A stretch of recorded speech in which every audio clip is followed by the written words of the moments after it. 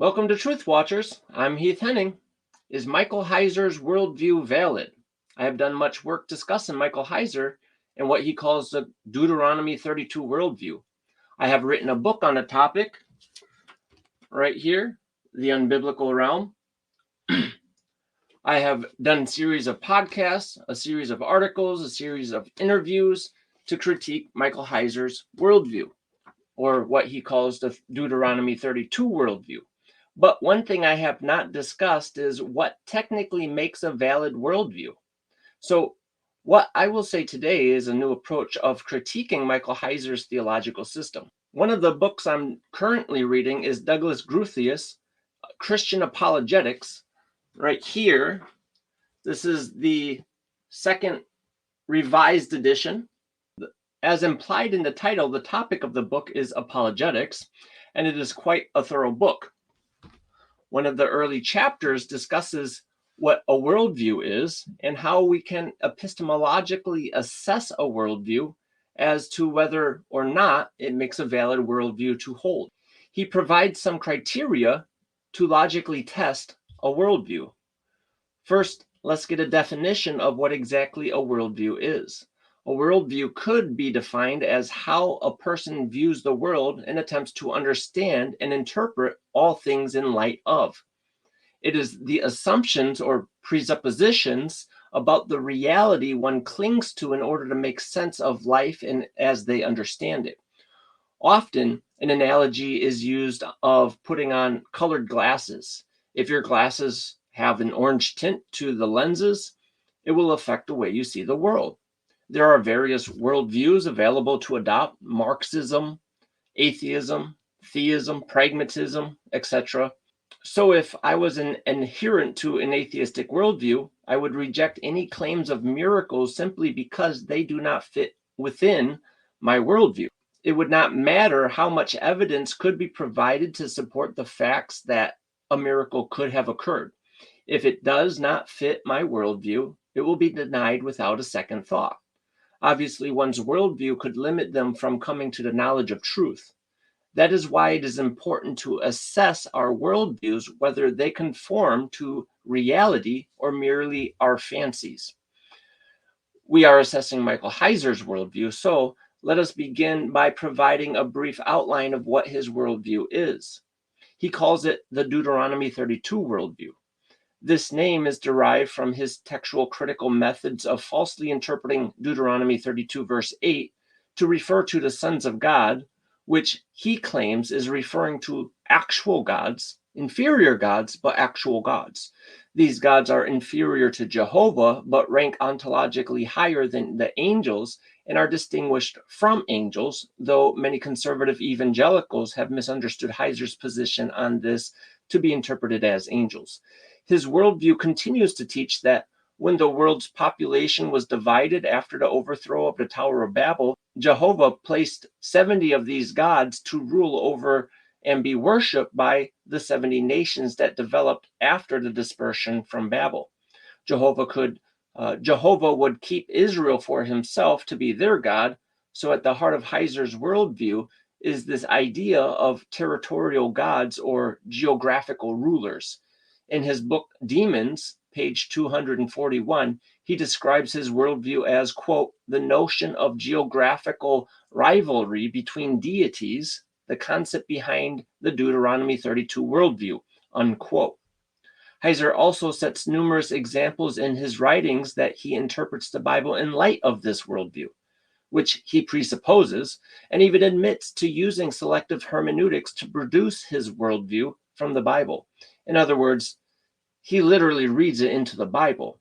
Now, let's turn to the criteria which we can assess a worldview, as Groothuis discusses. On page 43, Groothuis in Christian Apologetics states, quote, the major worldviews that have vied for acceptance throughout history are monotheism, deism, dualism, polytheism, pantheism, and naturalism, unquote.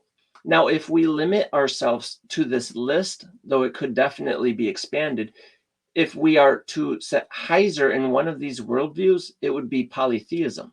Heiser does not like the term polytheism and he uses the term divine plurality, which means a plurality of divine beings.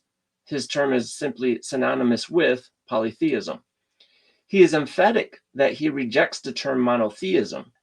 In one of his articles titled Monotheism, Polytheism, Monolatry, and Henotheism, he writes on page 28 through 29, quote, "Monotheism, as it is currently understood, means that no other gods exist. This term is inadequate for describing Israelite religion, but suggesting it to be done away with would no doubt cause considerable consternation among certain parts of academic community, not to mention the interested laity," unquote. So placing Heiser in the options which Groothuis provides, Heiser is not monotheistic. He believes in many gods, which he calls a divine plurality. Therefore, he is polytheistic. Groothuis begins his discussion on the criteria to evaluate worldviews on page 45 of his book, Christian Apologetics. His first test is, quote, that it explains what it ought to explain, unquote. He says a worldview ought to explain things such as the important matters of life, such as that pertaining to, quote, meaning, morality, and mortality, unquote. I would say Heiser's worldview passes this test. It does provide sufficient explanation on these topics. Groothuis' criteria expect a worldview to not depend on appealing to unexplainable mysteries. An example I will give to that is a worldview of naturalism, which appeals to the mystery of how life developed from non-life and multiple other issues with the origin of life and the universe ultimately. As much as I disagree with Heiser's understanding of the meaning of life, morality, and mortality, which in a theistic worldview would include the afterlife, he does provide an explanation for these things. On page 46, Groothuis describes the second criteria as, quote, internal logical consistency, unquote. He says, quote, a worldview might be internally consistent, but fail to accurately describe objective reality. Internal inconsistency, however, is a sufficient indicator that a worldview is false, unquote. There are actually a number of points in Heiser's worldview which fail this criterion. In fact, his worldview is so full of inconsistency that I am amazed so many people have accepted his teachings, and others who have critiqued his theology have not capitalized on pointing out the many inconsistencies. I will not exhaust a list of inconsistencies because we have other criteria to discuss. However, one major inconsistency is his definition of the word God, specifically the Hebrew word Elohim, which means God or gods. In his article I mentioned earlier, Monotheism, Polytheism, Monolatry, or Henotheism, page 30, in footnote number 63, he writes, quote, in briefest terms, an Elohim is a being whose proper habitation was considered the spirit world and whose primary existence was a disembodied one, unquote. Again, in his popular book, The Unseen Realm, page 29, he writes, quote, humans are also not by nature disembodied. The word Elohim is a place of residence term. Our home is the world of embodiment. Elohim, by nature, inhabit the spiritual world, unquote. Well, there's a lot that can be said about this definition, but we are assessing whether there is internal consistency in Heiser's worldview. First, one of the doctrines he teaches is that demons are disembodied spirits from the Nephilim, which perished in the flood of Noah's time. However, these are not gods, nor are angels in this classification. So the word God intended to mean disembodiment is not universally accurate to define the spirit world as his definition would imply, even in his own system. Secondly, Heiser refers to his gods as taken on embodiment. They take on embodiment to fornicate with women in Genesis 6. When Jehovah and two others visit Abraham in Genesis 18, they were physical and even ate with Abraham. But Heiser says this was Yahweh and two other divine beings. This is inconsistent with his definition. He holds to theophanies that occur in the Bible, but he shouldn't be able to if God means disembodiment. But worst of all, his theological system becomes heretical when we consider this definition on the doctrine of Jesus Christ and the incarnation. If Christ is incarnate, then according to Heiser, Christ could not be God while walking on the earth.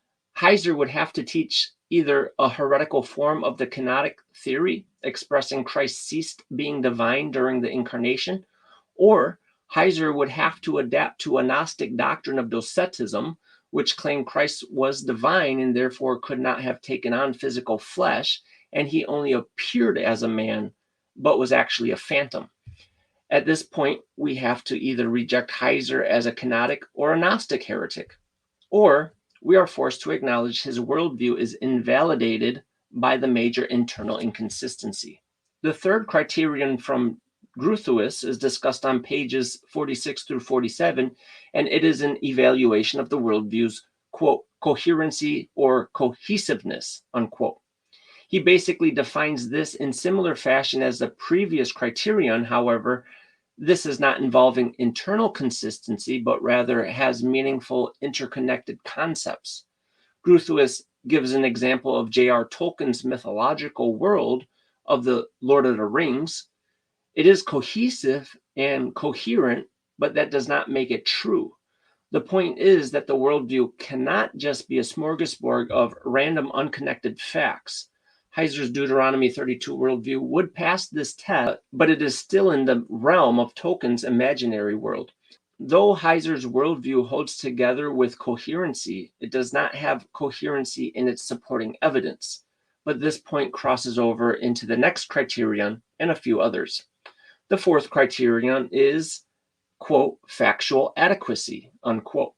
On page 47, Groothuis says, quote, this concerns the historical and empirical dimension of life, unquote. This criterion meets with failure for Heiser. Heiser's worldview consists of 70 gods who are given to rule over the Gentile nations. But this is not an accurate depiction of the ancient world at any time. For one, think of when Paul was in Athens and is confronted with the excessive superstition of the Athenians. There were multiple gods in one city, not one God over each of the 70 nations. Jeremiah 11, verse 13 says, quote, for according to the number of thy cities were thy gods, O Judah, and according to the number of the streets of Jerusalem have ye set up altars to that shameful thing, even altars to burn incense unto Baal, unquote. Heiser's worldview of 70 ruling gods does not describe history accurately. This issue is one that Heiser admits himself. In his book Demons, page 264, he offers the reader a question that he apparently gets asked quite frequently. He writes, quote, this frequent question relates to two issues. One, can we identify specific deities with specific nations today? Two, if the nation allotted to the sons of God at Babel were 70 in number per Genesis 10, and there are more than 70 nations on earth, how do we relate this point of biblical theology to the larger world? Unquote. The answer he provides was an ambiguous non-answer of the question at hand. In fact, in answering the question, he states, quote, that fact does not overturn a worldview framework with the intention of totality, unquote. He is admitting he cannot provide an answer to this question and says that the situation of reality as it exists, which he calls the fact, cannot overturn the worldview. Well, Groothuis says this is a test that can help us to evaluate whether the worldview is sound or not. I would agree with Groothuis and the epistemological view of correspondence theory, which states our knowledge needs to correspond with reality as we know it. The fifth criterion is called, quote, existential viability, unquote. This is explained on page 48 as, quote, it can be affirmed without philosophical hypocrisy, unquote. He then elaborates, quote, philosophical hypocrisy requires a person to engage in perpetual doublethink in order to live according to his or her worldview, unquote. This is another failed criterion for Heiser. If we return to the definition of Elohim being disembodiment, the quote from Heiser earlier included the idea that men cannot be Elohim since they are embodied. However, Heiser admits that the Bible can and does apply the word Elohim to men on various occasions. This is a philosophical hypocrisy or doublethink mentioned by Groothuis. In his book, The Unseen Realm, page 280, and in footnote 8, Heiser exposes his doublethink for his definition of Elohim. He admits Moses is called, quote, as God / a God, Elohim, to Pharaoh and to Moses' brother Aaron, Exodus 4, verses 16 through 17, unquote. He again wrote, quote, as a leader through whom flowed divine power, he would naturally come to be seen by the Israelite as a quasi-divine figure, though he was just a man, unquote. That quote is from The Unseen Realm, page 245 through 246. So Heiser claims to represent the ancient cultural background, which is what he just claimed, stating that the ancient cultural backdrop would view a man as a divine being. And of course, this is a fact that we all know from history. So this issue exposes philosophical hypocrisy due to Heiser's false definition, as well as another point where his worldview is inconsistent with empirical data of reality as we know it. Groothuis provides the sixth criterion, which is what he calls, quote, intellectual and cultural fecundity, unquote. This is explained on page 48 as that a worldview, quote, should inspire cultural and intellectual discovery, creativity, and productivity. If a worldview fits reality, it should motivate its followers to embrace and master that reality with confidence and energy, unquote. I personally don't find this as a viable test for a worldview. Simply stated, it is a test of pragmatism. Muslims, Marxists, Nazis, and historically speaking Catholics during the Crusades were all energized with confidence in their worldview to commit terrorism, but this provides no factual test for the accuracy of their worldview. Furthermore, many people who hold the true worldview are simply lazy or shy or hold various other excuses why they are not energetic about acting out their worldview. I think this is an absolute meaningless criterion, but using Groothuis' list, I would say Heiser theoretically passed this test. There is a large block of hypercharismatics that have applied Heiser's theology with great fervency. This may turn out to become a devastating fact in the future, as with the worldview of Nazism, Marxism, Islam, medieval Catholicism, or the modern doctrine of kingdom now dominionism theology. On the bottom of page 49, Groothuis begins the seventh criterion. He states, quote, radical ad hoc readjustment is an important negative criterion for testing worldviews, unquote. This criterion kind of correlates with the internal inconsistency and philosophical hypocrisy, only this provides the worldview with actually changing core perspectives to avoid criticism. I can't say I am aware of Heiser changing his own worldview to avoid criticism. Actually, he usually attacked the person who offered criticism and reasserted his views more dogmatically. However, a few points could fit within this criterion. Heiser did alter grammar of the Bible to force it to fit his worldview. He also altered quotations on a number of occasions. He also altered the alleged cultural backdrop he used to develop his worldview. For example, he emphasized the Ugaritic backdrop to interpret Psalm 82 and Deuteronomy 32. However, his textual critical views would place both of these passages as being composed after the Babylonian captivity. This would demand a Mesopotamian backdrop.